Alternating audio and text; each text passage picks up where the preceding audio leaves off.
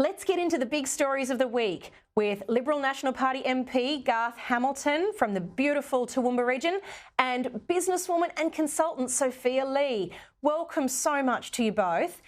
I want to start with a fascinating poll from Freshwater Strategy. It turns out everyone's support for net zero, well, it has a price. Australians' support for the policy falls into the negative once they are asked to pay $20 extra a month in energy bills.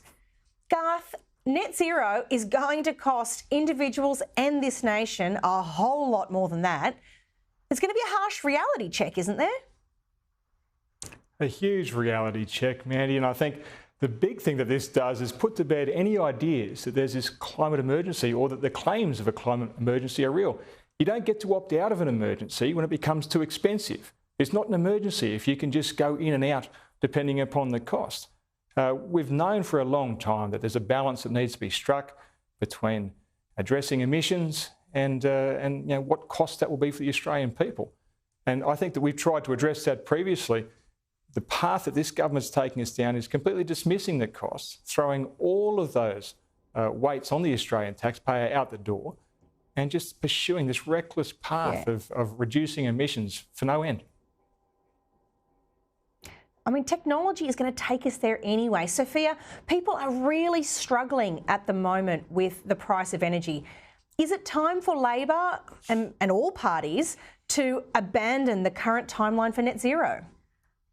Well, Amanda, I agree with you when you say that technology is the path.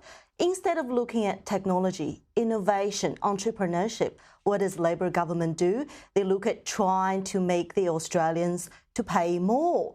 So in the current cost of living crisis, housing shortages and interest rate rising, in that current environment, what does the Australians do? Say, no, we will not pay more. Now, when I look at that situation, I don't blame the Australian people for saying that to the Labor government. So to me, addressing the urgent, the critical and the priority issues of cost of living, interest rate increasing, housing crisis, skill shortages, those are the key to make people's lives better. Yeah. Instead of asking them to pay more. Yeah, you're quite right. You've got to get your priorities right when it comes to these things. I mentioned this in my editorial, but I'd like to get the thoughts of you both on the Victorian policy that's been put on the table for new homes to be banned from having a gas connection in Victoria from next year. Garth, this is going to have really next to no impact on the environment. So why are Labor doing this? Oh, look, this is crazy. Firstly, I'd love to see more new homes getting built. But what we're seeing here is exactly what they did to nuclear, a couple of generations ago, trying to build this story that it's somehow inherently bad, that this is something that we must cut out. The Australian energy market needs a lot of work. We need to get nuclear as a credible option there for us. The market will make the right decisions when it has the most options in front of us. By Victoria trying to reduce gas from that list is just absolutely crazy. It'll make no measurable difference. And this is, quite frankly, a Victorian government that has been leaning on other states to provide its energy needs for a long time now. This is only going to make things worse.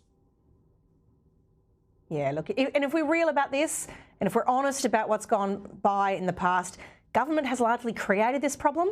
Probably the best thing the government could do is get its face out of it. Sophia, we are in a housing crisis right now, and the government in Victoria seems to think the solution, a bit like here in Queensland, is to make it more difficult to build new houses. What's the right thing to be doing here? Well, I think, Amanda, the right thing is actually looking at the housing supply. How do we make it cheaper for people instead of how do we make more rules and regulations to make things harder? Now, I believe I read that the Victorian Labor government claims to have banned the gas will make it cheaper for all electronic run homes. But they failed to mention to the Victorians that the electricity price is currently rising higher than the gas prices. So that could be just another thing that they do to make people pay more on what top of what they're already paying in the middle of a cost of living crisis. So to me, again, back to the priorities, back to what's really important other than virtual signalling.